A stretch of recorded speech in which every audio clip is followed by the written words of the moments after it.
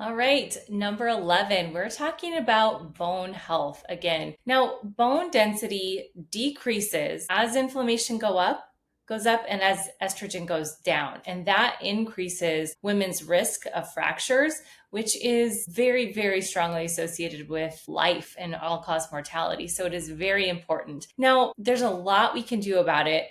And we've kind of talked a little bit about bone health, why it's so important to maintain minerals and digestion and absorption of foods, why it's important to eat more collagen containing foods and making sure that you're absorbing those, why it's important to do strength training and resistance training, and especially any sort of jumping up and down movements, side to side movements is going to put just enough stress on the bone to make it regenerate. Now, a lot of you may not realize, but our bones actually produce blood cells as well, part of our immune system. They produce melatonin. It's a powerhouse anti-inflammatory hormone.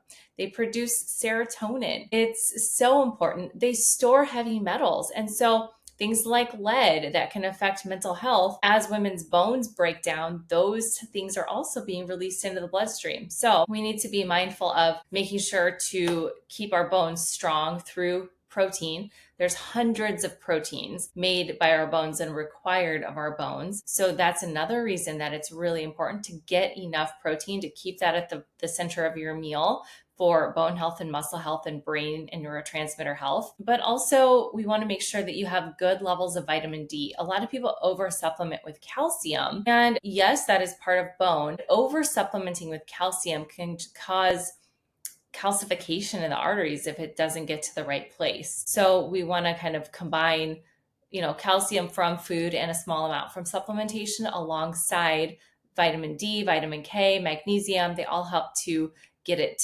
to the right place. Specifically, making sure your vitamin D levels are between like 50 to 90. That's going to help with a host of things from brain health to gut health to immune system to bone health. And then MK4 is actually the version of vitamin K2 that is most well researched when it comes to bone health, and about 45 milligrams seems to be kind of that sweet spot of making sure that it's another fat soluble vitamin, making sure that gets to the bone. Those two are by far the most researched when it comes to bone health. And it's interesting because I always thought it was more about just the loss of estrogen being the biggest contributing factor to bone loss. And it is a factor, but it turns out that medication, commonplace medication, blood pressure drugs, anti-anxiety meds, PPIs for acid reflux. There's a host of different medications that are very strongly associated with bone loss. And so check with your doctor, know what you're taking and why.